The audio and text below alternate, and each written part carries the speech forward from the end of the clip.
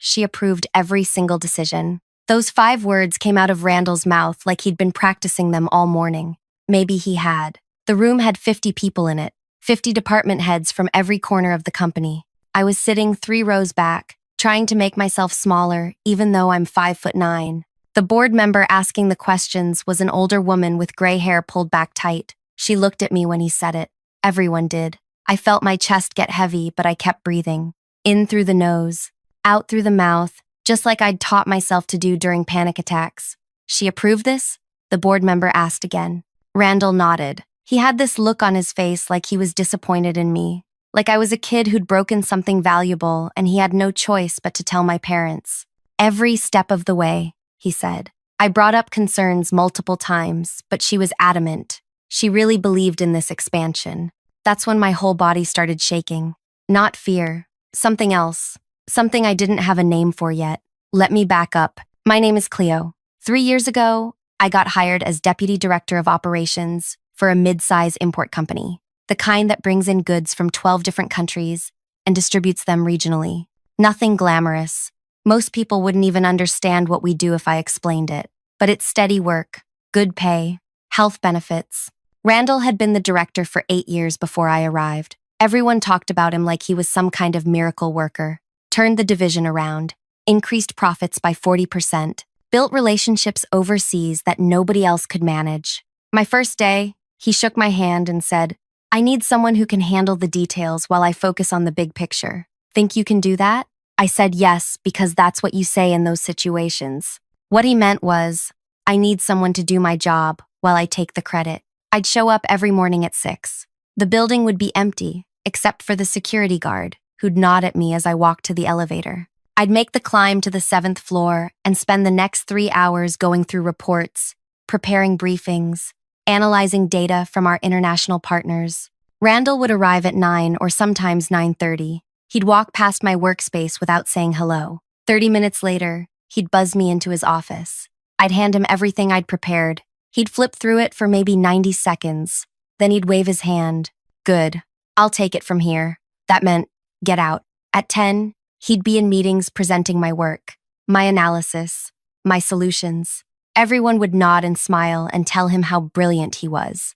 I'd sit in the back if I was even invited to those meetings at all. For 2 years, I told myself this was normal.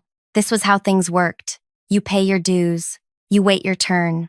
Eventually, people notice. But they don't notice. Not when someone like Randall is good at making himself look indispensable. Then last March, something changed. The company wanted to expand into Southeast Asia, 3 new countries, direct distribution instead of going through local partners. It was a massive undertaking, potentially massive profits too, but only if everything went right. Randall called me into his office on a Tuesday morning. We're doing this, he said, no question in his voice. I need you to run the preliminary analysis. I spent 2 weeks on it. I looked at everything, market conditions, regulatory requirements, currency fluctuations, local competition, infrastructure challenges. I built projections for best case, worst case, and realistic scenarios. The numbers didn't look good. Best case, we'd break even in 18 months. Realistic scenario, we'd lose money for 3 years before seeing any profit. Worst case, we'd hemorrhage cash until someone pulled the plug. I brought my findings to Randall on a Thursday afternoon. He was eating lunch at his desk when I walked in. Some kind of sandwich with extra everything. So? He said with his mouth half full. It's not viable, I told him. Not with our current infrastructure. We'd need to build entirely new distribution networks, hire local staff, navigate regulations that change every 6 months. The risk is too high. He swallowed, took a sip of his drink. You're being paranoid. I'm being realistic. Realistic, he repeated, like the word tasted bad. You know what realistic gets you? A comfortable middle position where nothing ever changes. I didn't get where I am by being realistic. Where you are. I said it before I could stop myself. His head snapped up. Excuse me? I should have backed down. Should have apologized. Should have walked out. Instead, I said, just that we should consider all the factors before committing. I've already committed, he said. The board loves this. They're expecting big things. So unless you have something useful to contribute, I suggest you figure out how to make this work instead of finding reasons why it won't. I left his office feeling like I'd swallowed glass. 2 weeks later, I tried again. I'd refined my analysis, found even more red flags. Currency instability in 2 of the target countries, new tariff regulations, existing competitors who'd already cornered the market. I caught Randall in the hallway outside the break room. I need 5 minutes, I said. He glanced at his watch. Walk with me. We walked. I talked. I showed him the updated numbers on my tablet as we moved through the building. Stop being a coward, he said when I finished. This is happening whether you like it or not. Then he walked away. The expansion launched in April. By June, we were already seeing problems. Shipments delayed, local staff quitting, unexpected costs piling up faster than anyone predicted. By August, we'd lost 4 million. By November, it was 8 million. By December, we hit 8.9 million in losses, and the board demanded answers. That's how we ended up in that room. 50 department heads, the board asking questions, Randall pointing at me. She approved every single decision. I sat there shaking. Nobody was looking at me anymore. They were all watching him explain how he'd tried to stop this disaster, but I'd been so insistent, so confident, so absolutely certain it would work. I trusted her judgment, he said. His voice had this sad quality to it, like he was confessing a mistake. She'd been performing well. I thought maybe she saw something I didn't. Clearly, I was wrong. The board member wrote something on her notepad. And you have documentation of these concerns you raised? Of course, Randall said smoothly. That's when something broke inside me. Not broke, transformed. I stood up. The movement must have surprised everyone because the whole room seemed to shift. People turning, whispers starting and stopping. Randall looked at me. For half a second, I saw something in his expression. Fear, maybe. Or just surprise that I wasn't sitting there taking it quietly. Cleo, he said. This isn't the time. My voice came out quieter than I wanted. Check your own emails. Silence. What? He said. Check your own emails. I don't know what you're talking about. Yes, you do. He laughed. Actually laughed. I think the stress of this situation has gotten to you. Maybe you should step outside. I started walking. Not toward the exit. Toward the front of the room. Toward him. Then show them, I said. Show them the thread from last March. His smile faded. Show them where I outlined 15 separate reasons this expansion would fail. Show them where you replied. Show them what you told me to do when I brought you updated numbers 2 weeks later. Before I continue further, I want to say thank you for listening to this. I know there are thousands of stories out there you could be hearing right now, but you chose this one. That means something to me. If you're listening while driving, while working, while doing whatever it is you do, I appreciate you being here. Drop a comment and let me know where you're listening from. I'd love to know. Now, back to the story. Randall's face had changed. The confident look was gone. He opened his mouth, closed it, opened it again. I have nothing to hide, he finally said, but his voice cracked on the word hide. The board member leaned forward. Mr. Randall, is there correspondence we should review? She's lying, he said. But something else was happening. Someone else was moving. Ingrid, Randall's assistant. She'd been sitting in the first row this whole time. I'd barely noticed her before. She was 40-something with brown hair and wire-rimmed glasses. Always quiet. Always in the background. She'd worked for Randall for 6 years. She stood up, and she was crying. Not the kind of crying you do at sad movies. The kind that comes from somewhere deep. From years of holding something in. Everyone was staring at her now. Even Randall. Ingrid, he said. What are you doing? She wiped her face with the back of her hand, but the tears kept coming. I'm done. Done with what? With this? With you? With all of it. Randall's jaw tightened. Sit down. You're making a scene. A scene? Her voice went up. A scene? You just blamed her for something you did. Something I watched you do. Something I've watched you do for 6 years. The board member's pen stopped moving. Miss, perhaps you should explain what you mean. Ingrid turned to face her. He deletes things. Messages. Memos. Anything that makes him look bad. He's been doing it since I started working for him. When someone below him has a good idea, he takes it. When something goes wrong, he finds someone else to blame. This isn't the first time. That's enough, Randall said sharply. No, it's not enough. It's not nearly enough. I was still standing there, My legs felt like they might give out, but I stayed upright.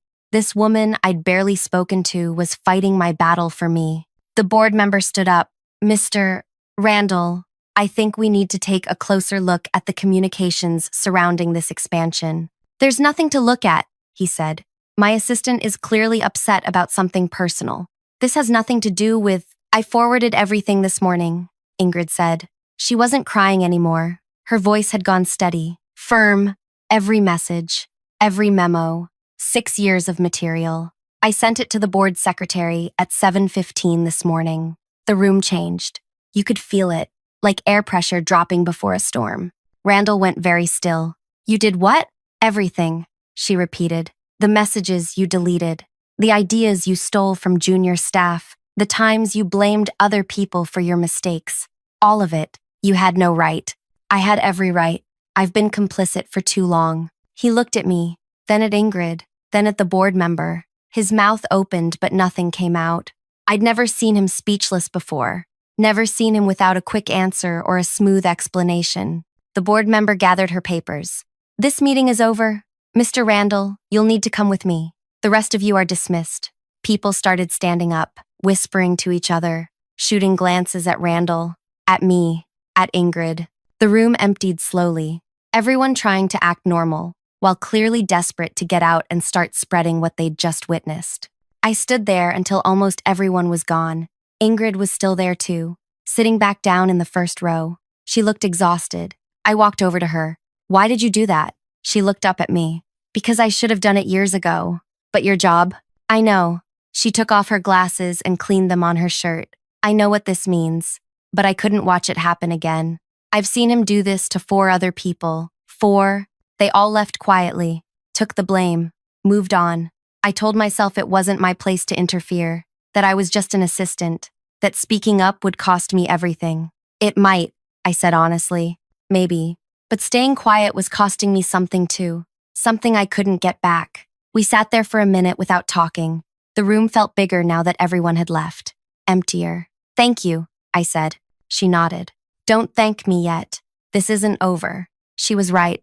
The next 3 days were the longest of my life. I went to work each morning not knowing if I still had a job. Randall didn't come in. Nobody said anything official. People would walk past my workspace and either avoid looking at me or stare too long. Both felt terrible. On the second day, someone from Human Resources called me into their office. A woman named Paulette, with short blonde hair and a tablet she kept looking at. We're conducting an internal review, she said. Until that's complete, we need you to refrain from discussing the incident with other staff members. Am I being investigated? I asked. Everyone involved is being interviewed.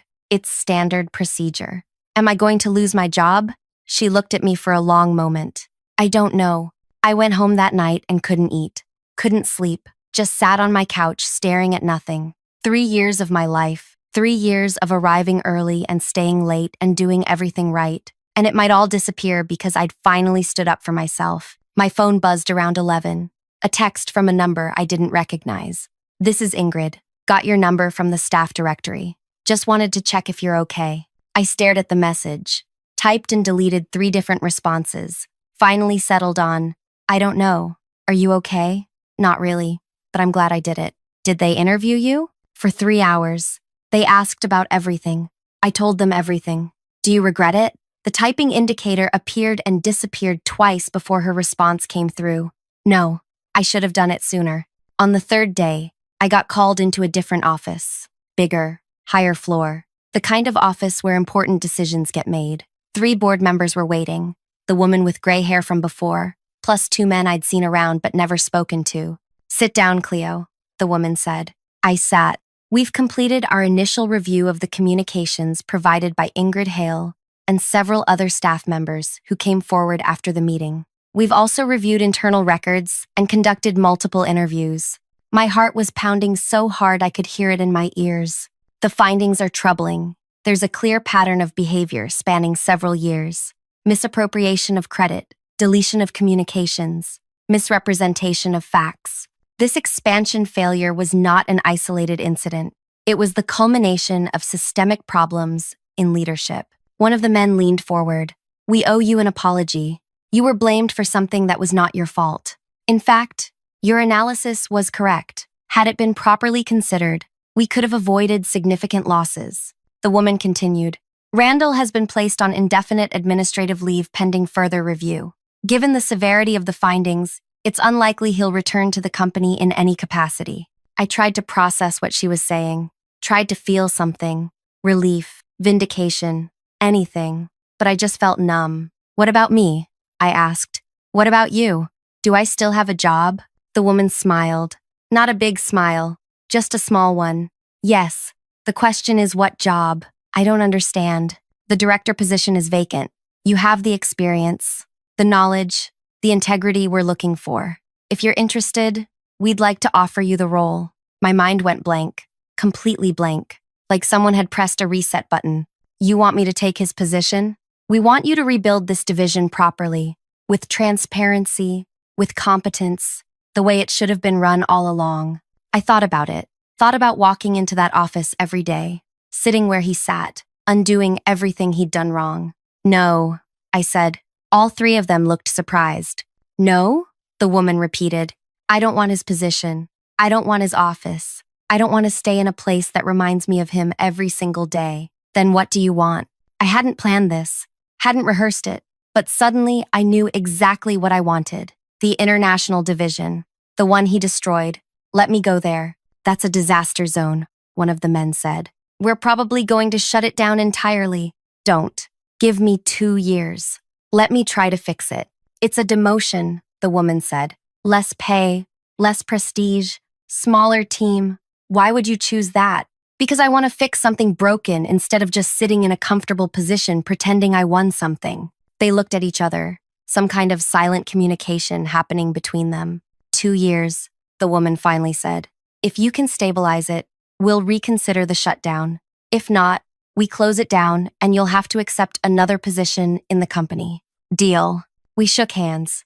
I walked out feeling lighter than I had in 3 years. Ingrid was waiting in the hallway when I came out. She stood up from the bench she'd been sitting on. How'd it go? She asked. They offered me his job. Her eyes widened. Really? I said no. Why? Because I didn't want it. I took something else instead. She smiled. Good. You shouldn't want to be anything like him. What about you? I asked. What happened? They want me to transfer to legal, help them with the investigation, make sure everything is properly handled. It's more money, better hours. I said yes. That's good. It's terrifying, but good. We walked to the elevator together, going down, going somewhere else, going forward. Can I ask you something? I said as we descended. Sure. Why didn't you come forward before the meeting, before all of this? She was quiet for a long time. The elevator passed 3 floors before she answered, because I was scared, and because I kept telling myself it wasn't my responsibility, that if the people he hurt didn't speak up, why should I? But watching him blame you like that, watching you stand up when everyone else would have stayed seated, I realized I'd been lying to myself. It was my responsibility. It had always been my responsibility. I just didn't want to admit it. The elevator doors opened. We stepped out into the lobby. Well, I said, thank you for finally admitting it. Thank you for standing up. I needed to see someone do it first. We walked out of the building together. The sun was bright, too bright. I had to squint. My phone buzzed. Another message. This one from a name I recognized. Trevor. He'd been on my team for 2 years. Quiet guy. Good at his job. Heard what happened. Just wanted to say you did the right thing. A lot of us have been waiting for someone to finally stand up to him. Glad it was you. 3 more messages came in over the next hour, all from people I worked with, all saying similar things. Apparently, Randall had been worse than I realized. The stories people started sharing were worse than anything I'd experienced. I started my new role 3 weeks later. The international division was housed in a smaller building across town. When I walked in on my first day, the place felt abandoned. Half the workspaces were empty. The people who were still there looked defeated, like they were just waiting for someone to tell them it was officially over. There were 11 people left, 11 out of what used to be 40. I gathered them in the main work area. No fancy meeting room, just everyone standing around in a circle. I'm Cleo, I said. I know most of you probably heard what happened with Randall. I know this division has been struggling. I'm not going to pretend I have all the answers. but I'm here to try. If you want to try with me, I'd appreciate it. If you want to leave, I understand. No hard feelings. Nobody said anything for a minute. Then a younger guy with dark curly hair raised his hand slightly. Are they shutting us down? Not for 2 years. That's how long I asked for. And after that, we'll see. If we can stabilize things, maybe we continue. If not, at least we tried. A woman with red hair tied back in a ponytail spoke up. What's your plan? I don't have one yet. That's why I need your help. You've been living this disaster. You know what went wrong. Tell me. Over the next 6 hours, they told me everything. And I mean everything. The expansion had been even worse than I realized. Randall had cut corners everywhere, hired the cheapest local staff without proper training, ignored regulatory requirements that seemed complicated, made promises to overseas partners he had no intention of keeping. He just wanted the launch to look good, the curly-haired guy said. His name was Brett. Didn't matter if it actually worked, just had to look impressive in the quarterly report. The woman with red hair was named Simone. She'd been managing the Southeast Asia operations before they collapsed. We were getting warnings from day one: infrastructure problems, cultural misunderstandings, local competitors undercutting us. I sent reports every week. He never responded. Not once. I listened, took notes in a regular notebook with a regular pen, asked questions when I didn't understand something. These people had been ignored for months. The least I could do was pay attention. By the end of that first day, I had a clearer picture. The expansion wasn't just poorly planned. It was doomed from the start because nobody in charge had bothered to listen to the people actually doing the work. Here's what we're going to do, I said as we were wrapping up. We're going to stop pretending we can maintain operations in all 3 countries. We don't have the resources. We don't have the infrastructure. We need to focus. On what? Brett asked. I don't know yet, but we're going to figure it out together. Over the next 3 months, we systematically pulled back from 2 of the 3 countries.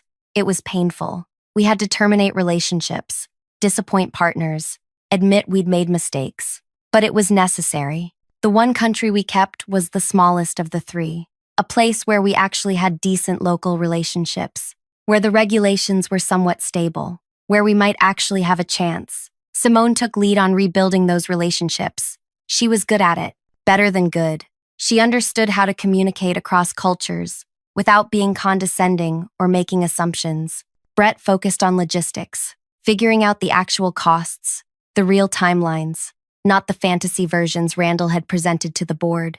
I spent most of my time in meetings I hated, meetings with creditors, with regulators, with angry partners who felt betrayed, apologizing, explaining, promising to do better. It was humbling work, the kind that doesn't look impressive on paper, but slowly, things started to stabilize. By month 6, we'd stopped hemorrhaging money. We weren't making profit, but we weren't losing millions anymore either. By month 9, we landed a small contract. Nothing major, but it was something. Proof we could actually deliver what we promised. By month 12, we'd hired 3 new people. Young, hungry, willing to work for a division everyone else thought was dying. I was working late one night when my phone rang. I almost didn't answer. It was after 9, but the number looked familiar. Hello? Cleo? It's Ingrid. Hey, how are you? Good. Busy. The legal work is intense, but I'm calling because I thought you should know something. Okay. Randall filed a lawsuit. My stomach dropped. Against who? The company. He's claiming wrongful termination, defamation, a bunch of other things. His lawyers are saying the internal investigation was biased. Can he win? No. The evidence is overwhelming, but it's going to be messy. They'll probably try to depose you. Maybe me. Anyone who was involved. When? Could be months. Could be a year. These things take time. I sat there staring at my workspace, at the stacks of reports I'd been reviewing, at the half-empty mug of tea that had gone lukewarm hours ago. Are you worried? Ingrid asked. I don't know. Should I be? No, but it won't be fun. His lawyers will try to make you look incompetent, try to prove he was right all along, that you really were responsible for the losses. Let them try. That's the spirit. We talked for a few more minutes. She told me about her new position, about how strange it felt to be respected instead of invisible, about how she was sleeping better than she had in years. After we hung up, I sat there thinking, Randall wasn't gone. Not really. He was still out there, still fighting, still trying to rewrite what had happened. But I wasn't the same person who'd sat in that meeting room shaking. I'd spent a year rebuilding something he'd destroyed, learning what real leadership looked like, understanding that success wasn't about looking good in reports. It was about doing the actual work.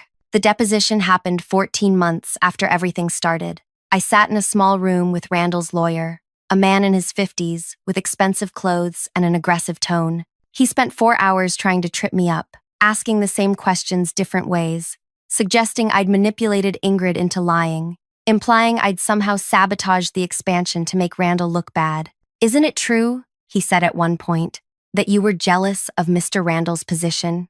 "No. You never wanted his job?" "They offered it to me." I said no, but only after you'd successfully gotten him removed. "I didn't get him removed. His own actions did that. According to you. According to 6 years of patterns. According to multiple staff members who came forward. According to the messages he thought he'd deleted, but couldn't actually delete because our system keeps archives." He didn't like that answer. Changed tactics. Started asking about my qualifications, my experience, suggesting I wasn't capable of analyzing complex international operations. "Yet I'm currently running the international division," I said, "the one he destroyed. And it's operational. Not profitable yet, but stable, which is more than it was under his leadership. You call losing 8.9 million stable? I call stopping the losses and rebuilding relationships stable. Yes." The deposition ended. I went back to work. The lawsuit dragged on for another 8 months. Randall's lawyers kept filing motions, requesting more information, trying to delay, but eventually, it went to mediation. I wasn't there for that part, but Ingrid told me what happened. Randall showed up thinking he had leverage, thinking the company would settle just to avoid bad publicity. His lawyers had probably told him he'd get a payout, maybe even a letter of recommendation, a quiet exit that would let him save face. Instead, the company's lawyers presented everything: 6 years of documented misconduct, testimony from 14 current and former staff members, the archived messages showing exactly what he'd said and done, the financial analysis proving his decisions had caused the losses, not mine. The mediator looked at Randall's lawyer and said, "You should advise your client to withdraw this lawsuit immediately." Randall refused, said he'd take it to trial, make everyone's lives difficult, expose the company's internal problems publicly. So they did something I didn't expect. They filed a countersuit for the losses, for the damage to the company's reputation, for the cost of the investigation and the legal fees and everything else that had resulted from his actions. $8.9 million plus additional damages. Randall's lawyer withdrew from the case a week later. Professional disagreement, the filing said, which usually means the client was being unreasonable or couldn't pay. The lawsuit fell apart after that. Randall tried to represent himself for a while, filed bizarre motions that got rejected. Eventually, the whole thing was dismissed with prejudice, meaning he couldn't file again, but the countersuit remained. I heard through the company grapevine that Randall had to sell his house, that he was working some small job trying to pay off the debt, that none of his old professional contacts would return his messages. His reputation was gone. His career was over. His entire life had unwound because he'd tried to blame someone else for his own mistakes. I should have felt satisfied, maybe even happy, but mostly I just felt tired. 2 years after I'd started with the international division, I was sitting in the same office where they'd offered me Randall's position. Same 3 board members. "You've exceeded expectations," the woman with gray hair said. "The division is operating at a modest profit. You've rebuilt relationships we thought were permanently damaged. You've created a sustainable model. We still have work to do," I said. "Always. But you've proven it's possible. We're making the division permanent. No more threat of shutdown." One of the men leaned forward. "We'd also like to expand your authority, give you oversight of the entire operations department. It's a significant promotion. More people, bigger budget, much higher salary," the other man added. I thought about it, thought about what that would mean. More meetings, more politics, more time in places like this office, instead of actually doing the work. "Can I think about it?" I asked. They looked surprised but nodded. I walked out of that building and called Ingrid. "They want to promote me again," I told her. "That's great. Is it? You don't sound excited. I'm not sure I want it. I like what I'm doing now. I like working with a small team on something real. If I take this promotion, I become what he was. Someone who manages instead of leads. Someone who presents other people's work instead of doing the actual work. Then don't take it. Everyone else thinks I should. Everyone else isn't living your life. I hung up and went home. Spent the evening thinking, not about what I should do, about what I actually wanted. The next morning, I went back to that office. I appreciate the offer, I told them, but I'm going to stay where I am. You're turning down a promotion? One of the men asked. I'm choosing to keep doing work I care about instead of climbing higher just because I can. The woman with gray hair smiled. Fair enough. The offer stands if you change your mind. I never changed my mind. 3 years after everything started, I was still running the international division, still working with my small team, still fixing problems instead of managing people who fix problems. Randall never contacted me, never apologized, never acknowledged what he'd done. I heard he moved to a different city, started over somewhere nobody knew his name. Sometimes people ask me if I got revenge. If I feel like I won, I tell them the truth. I didn't get revenge. I just refused to accept blame for something I didn't do. Ingrid was the one who brought everything into the light. The board was the one who took action. Randall destroyed himself by being exactly who he'd always been. All I did was stand up and say 5 words. Check your own emails. That's it. That's the whole story. And before I go, I want to thank you for sticking with me through all of this. If you found something valuable here, something that resonated with you, I'd really appreciate it if you could hit that like button. Leave a comment telling me what you thought. Subscribe if you want to hear more stories like this one. It helps more than you know. Thanks for listening.